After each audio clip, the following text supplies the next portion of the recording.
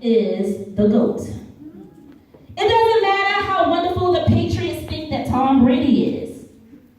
Because Montana, for every single Super Bowl appearance he went in, he won every last one. And in every Super Bowl appearance he played in, he never threw an interception. That makes him the football GOAT. Now, Muhammad Ali is a special case. You didn't have to tell him he was the GOAT because he told you he was pretty and he was the greatest.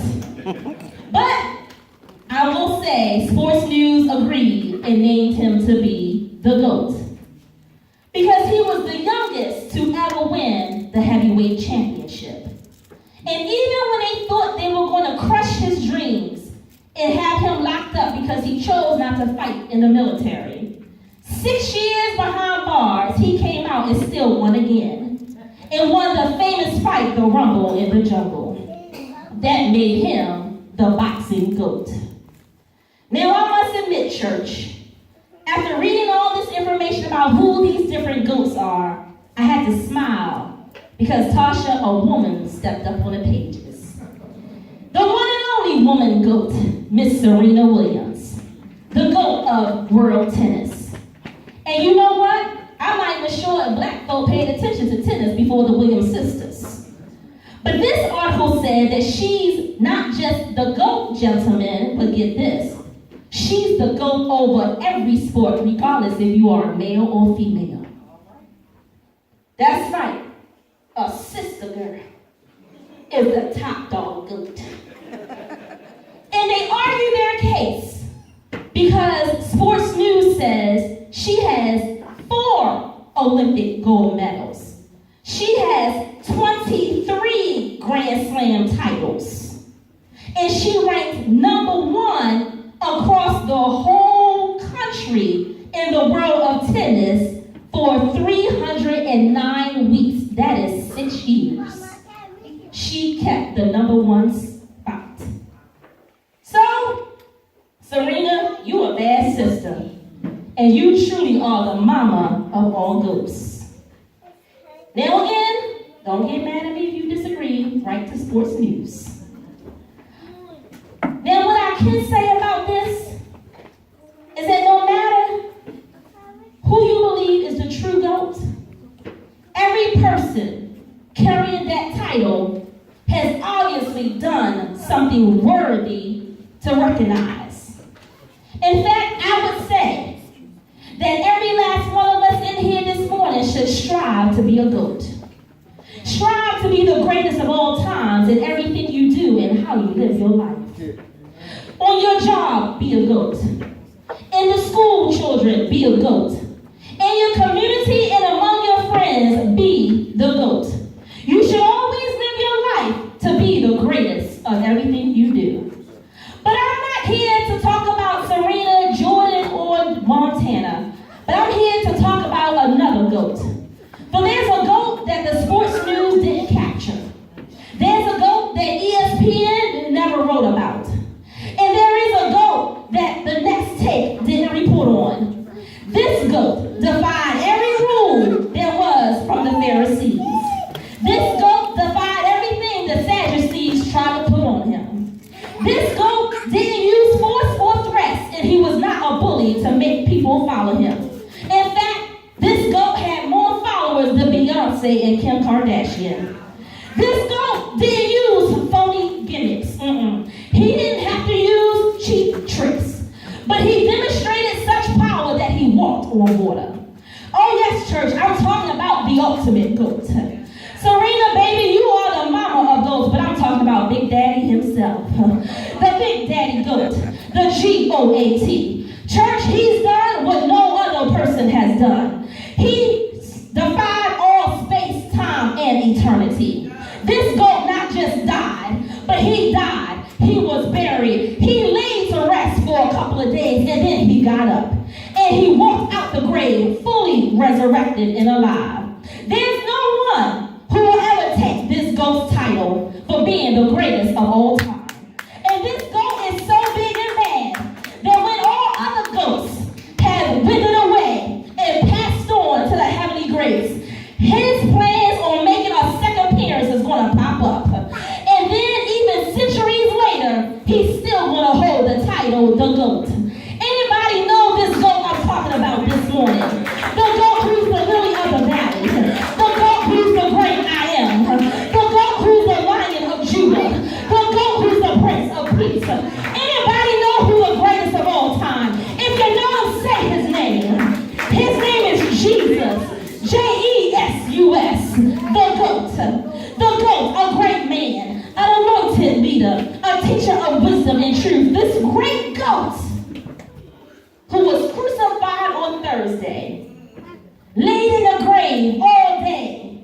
Friday and Saturday, and then got up early Sunday morning. The goat rose with such power, not just some, but all power. And so here we are at the rise of his resurrection. Now don't gloss over that. I know we've heard preachers get that little rustic tone in their voice. Early Sunday morning, he got up with all power. Y'all know back in the day how they used to do it. I'd be hoarse after that. I wouldn't be able to talk, but y'all know how they used to do it. But don't gloss over that. But let's rewind it. Because you see, when Jesus hung on the cross, the sun was starting to set, young people. The sun was starting to go down. In other words, it was something that our mamas in our time used to call dusk. Anybody remember that? Remember you be outside playing, and mama said you better be on that front porch by the time it gets dusk? I'd be like, dusk? What you trying to say? I'm dirty dust? But dusk, meaning the sun is going down. And do you know why, young people? He was killed and crucified on the cross at dusk. Because that's when evil makes his biggest move. You see, it says that evil plotted against Jesus when it was dark. When the light seems to dimmer. Because how many of you know that's when evil thrives?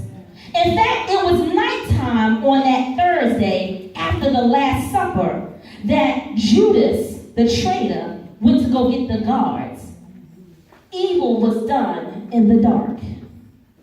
That's why the devil does his best mind tricks when you're by yourself in the dark. In fact, that rascal has a field day when he can get you isolated and alone in a spiritual and mental darkness because he has the opportunity to fill your head with lies. But how many of you know the devil is a liar? Yes. That's why the word of God tells us where 2 or 3 come together in his name, he is in the midst. He meaning God is in the midst. Baby, this is why the journey called life was never meant to be done by yourself. If you don't like people, if you get easily annoyed because people are around, then honey, perhaps God should have put you on the planet by yourself. But guess what? There are billions of human beings on this planet because it is meant for us to connect to at least 1 or 2. Amen. At the beginning of time when God made creation, for every animal, for every species, there were 2. Never did he intend for life's journey to be by yourself. That's because when you get tired and weak, Kim, I got your back. When I get tired and weak, Ashley, you got my back. And when the 2 of us come together to the throne of God, baby, there's no stopping us. Because when 2, 3, or more come together, God shows up. And I don't know about you, but I'm glad we're all together this morning because that means God is showing up. Yeah. And so the devil threw his best shade. He threw his best handiwork. And he waited until the day was settling down. But what the enemy failed to calculate, David, is that the light of God will always prevail. And so the one who is the light of the world, and the one who is the bright and morning star, the light from the S-O-N got up to make way for the S-U-N to shine. Amen. And so here we are, Jock. We've surpassed Thursday's feast at the Last Supper. We overcame the pain and agony, Erica, of the crucifixion on Friday. We cried and we mourned all day Saturday because we couldn't believe what happened. And now here we are, early Sunday morning for his resurrection. And our text reveals how everything unfolded. Right at the opening of the text, everything is quiet and still. Kids, what do people say when somebody wants to be quiet? They go, shh. Let me hear all my kids go, shh. Everything was quiet and still. And it's extremely early in the morning. And the two Marys, Mary Magdalene and the other Mary, whose full identity is not shown, the two of them leave out early in the morning to go to the tomb. Because remember, Thursday on a hilltop called Calvary, with 10-inch nails crushing through the bone of his feet, and 10-inch nails piercing through every tendon and nerve of his hand, with blood coming from his side, with a crown of thorns crushing his brain. That was the last picture the Marys had of him. Beaten, battered, and bound to a cross for a crime he never committed, church, but because he was willing to take the sins of the world. And so, they decided, we cried long enough. We grieved long enough. It's time to go pay our respects at the gravesite. Now, Mark's gospel said they went to go anoint the body. Perhaps they did. Anoint the body or pay respects. The bottom line is they were followers and believers of Jesus so much that they were determined to even follow him, to visit him, and pay respects and homage to the grave. Visiting the place where Jesus laid was a sign of their devotion. It was a sign of their loyalty. And it was a sign of them still wanting to honor him. But what they encountered, Minister Dayon, was unexpected. And what they saw, threw a curveball. Before the Marys arrived, the text says that the earthquake erupted. The text says an angel of the Lord, whose appearance was like lightning and clothes white as snow, rolled the stone back. The text says it scared the guards so bad that they lay like frozen men. Now that's pretty ironic to me, Tasha. The ones who were alive and assigned to watch over a dead body, now they got so scared, they're the ones that look like they're dead, and the dead became living. I guess the old mothers were right. Remember when you were a kid and something startled you or make you jump or make you scared? What mama used to say, why are you jumping? What you doing you don't have no business doing? Y'all remember that, right? The guards were up to no good. And so those jokers got so scared, they froze like dead men. But God said, I got something for you. I'm not sending a mob to come and steal Jesus' body. In fact, Jesus could have rolled the stone himself. But he had the power to do it. But just like he chose to stay on the cross, he chose to stay in the grave and wait for the angel to come and roll it away. Why, church? Because it signifies that Jesus didn't take the matter in his own hands. It signifies, Mark, that he did not just walk out and break out of prison himself, but instead, God gave him legal pardon and released him from the shackles of death. You see, church, the stone represented sin, and the sin of the world that Jesus was willing to take on himself. Somebody say our sins. It was our sins that kept the stone in front of the grave that was meant for you and me. But you see, when the angel of the Lord rolled the stone away, when the angel of the Lord took the sin away, it didn't just remove sin, but it removed the guilty stain of sin. Baby, don't you know that the stain from our sins being removed gave us freedom to walk out from the prison of guilt? It gave us freedom to walk out from the prison of shame. It gave us the freedom to walk out from the prison of disappointment. Walk out and walk right into our freedom of grace and mercy. Yes. Yes. Look here. When God pardons and releases you from everything that's been trying to keep you in bondage, you don't need a bail review because the debt has already been paid. And all you got to do is walk out and say thank you. Yes. Anybody in here thankful this morning? Yes. All you got to do is walk out into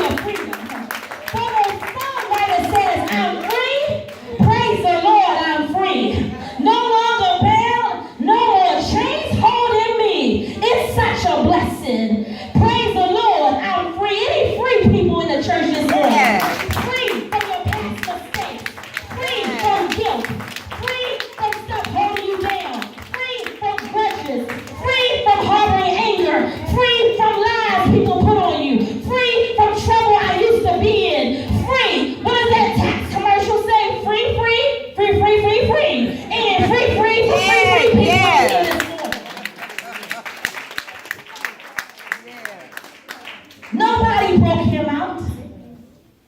He didn't escape from Alcatraz. But boyfriend sat still, and God freed him. Freed him from the grave that the guards thought was going to keep him bound. Now, by now, Ron, the Marys approach and instantly seeing the open tomb and the frozen guards, they begin to get scared. The text says they had fear. And so the angel of the Lord tells them, don't be afraid. But then he adds, I know you're looking for Jesus, but yeah, he ain't here. What you talking about, Willis? Yeah, the one you witnessed, you saw him get beat. Beat. Like a sure enough whooping. Beat. You saw him get nailed. You saw him die. Yeah, that dude that you followed the procession to the grave, and y'all did the committal ashes to ashes and dust to dust. Yeah, that dude. Yeah. What you talking about, Willis? Come on in and see for yourself. Now, don't miss that. The angel is saying, the one you witnessed go through everything. The one you saw get beat down. And y'all heard of, for those of us who grew up in the hood, we know what a good beat down looks like. This brother had a beat down. He said, oh, yeah, I know you saw all of that. The one you saw go through all that, but baby, he's not here. And the angel's response to the women, what he just did, y'all, and a lot of people miss it, that one response, Minister Dayon, you would appreciate this as a preacher. That one response summed up the entire gospel. You don't even have to read anything else. That one response that the angel gave the women sums up the entire gospel. For those of us who are believers, we know that the gospel is about the death, the burial, and the resurrection of Jesus Christ. That's what the gospel is about. All of the other stuff is just teaching you the things that took place to lead up to that. But the gospel is all about the death, the burial, and the resurrection of Jesus. Yes, it's good to know about his teachings. It's good to know, young people, about his miracles. It's good to know about the blessings he bestowed. But the entire notion of salvation for our sins will be null and void if it wasn't for the death, the burial, and the resurrection. And I don't know about you, but I'm excited about the gift of salvation. The fact that it's a gift means that I didn't have to pay for it. Honey, all I had to do was say yes and say thank you. Stop looking for excuses and plans of how or when you need to get your life completely together. Stop giving God excuses of, I'm going to wait until this, or I got to finish this before you give God your 100. Baby, all he wants is a yes, just like you are. And he says, I will work out the rest. Thank you. And that's all he wants is thank you. Thank you that my mess didn't kill me. Thank you that my shortcomings didn't destroy me. Thank you that my flesh didn't disqualify me. Thank you that even with my baggage, you tell me to come. God loves you enough that he will still offer you a free gift called salvation. That it doesn't matter the rubbish you have. It doesn't matter the baggage you bring. He said, bring it. I got more than enough space for you. Just come as you are. Tell somebody, just come as you are. Just come as you are. You don't need your Mary Kay. You don't need your Michael Kors. You don't need your hair fried, dyed, and laid to the side. Baby, come with your buckshots. Come Yes. as you are. Amen. I I know we all looking good. We all got pressed and, everything going on. I don't know. Somebody got sold in. Somebody got pressed down. Somebody got plaited in. I got kind of cornrowed in. We doing our thing. But even if we sweat it out, let the buckshots roll. And come as you are. So the angel confirmed the gospel and declared the Christ you've been looking for, that you witnessed died. He is not here. He has risen just as he told you. So now go quick. Tell the disciples, move fast. Not go tell the Pharisees and the Sadducees. Not go tell the rulers and the leaders. Nope. Don't even go get Pilate and Herod, who sentenced you. Go instead quickly to the disciples. But why, church? Why the disciples? Them turkeys got scared and ran. Why not go tell those who didn't believe so that they can see everything you said was right and all the other stuff was a lie? Why not win people over who didn't believe? Why not go and show them the good news? Why not give those who doubted you an opportunity? Why not try to win them over so that they can become believers too? Why go to the disciples? They already believe. They just crying and scared. Why not go win over those who didn't believe? Because y'all know how we do, y'all. Let somebody lie on us. And we can finally prove that we were right. Y'all know we would drop the mic. We be like, I told you. Now what? You ain't believe me. Y'all know how we do. I would turn the mic off. See, I dropped the mic, y'all. Drop the mic. So why not go and tell them, why not go tell the ones who didn't believe? Why not go win them over? Why go to the disciples first? I wondered that. And that's when the text showed me everything I needed to know.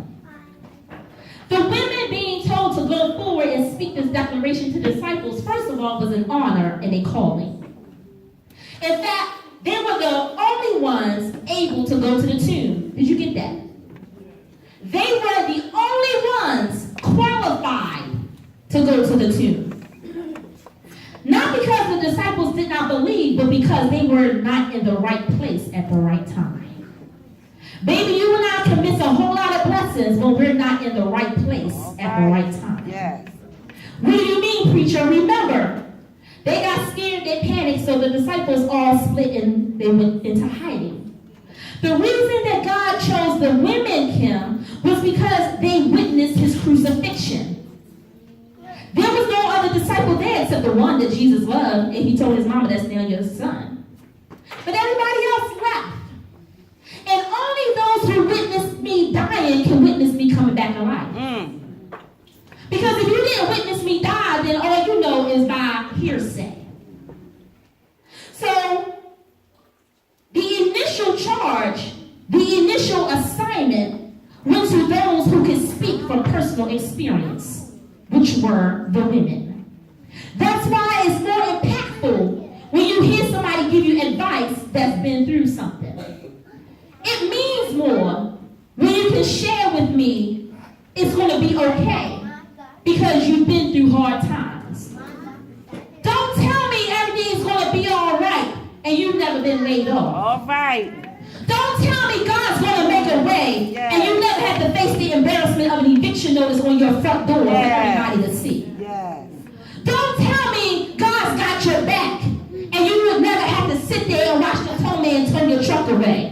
Not because you have a flat, but because you have no money. Don't try to tell me everything will be all right when you never had hard times to deal with. Anybody know what I'm talking about? It's easier to get advice and help and guidance from those that's been through a little something in life. From those of us who have felt the pain of the IRS. My God. Yes, we just got our taxes done. Don't tell me about money issues if you didn't have to go get your taxes done at the IRS. All I can say is, y'all, I'm waiting for my vote to be cast in the year 2020. Amen. Amen. I'm not sure how well you can convince me if you've never been through anything. And so therefore, God set in motion and sent the women, those who were in the right place at the right time, to testify from a personal experience. In fact, theologians agree, Ms. Lemmon, that this calling God gave the women to proclaim the gospel made them an apostle to the Lord, which meant they were now the apostle over the apostles. In other words, the disciples, the name disciple also is apostle. They were also, you will see that interchangeably. Sometimes they're called apostles of Christ. Sometimes they're called disciples of Christ. Because God chose them as the first ones to spread the gospel, they are the apostles over the apostles. That's kind of all right. Yes, it is. The women. The women. The women folk. Went to go get the men folk. Y'all, women, come on, let's just brush our shoulders. There you go. Yeah, this guy right there. But they went to go get the men. And as the apostle of the Lord, they had to go and speak to the disciples first and not the leaders. Now, I believe God was strategic in everything he does. And I believe he understood it was more important to restore the hearts of those who already believe so they don't waver off. And better yet, so they don't give up in not wanting to believe anymore. I believe that God knew it's no need to try to win over the hearts of people who didn't have my best interest at heart from the beginning. I'm going to let that sit right there. It's no need to try to win over people who never liked you from the beginning.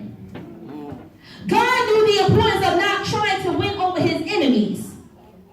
Listen, my brothers and my sisters, we need to stop trying to win over folk who's not going to like anything you ever do or say. It's their job to talk about you. It's their job to lie on you. It's their job to throw shade at you. It's their job to set you up. It's their job to push your buttons. It's their job to drive you crazy. Stop trying to be their friend. It's their job to do that. What do you mean it's their job? Because the more they push you, the more they push you to your knees and you go to Jesus. Amen. And the more you go to Jesus, baby, the stronger you get. And the stronger you get, the better you can stand and declare, greater is he that is in me than he that is in the world. If you believe that, give God a praise.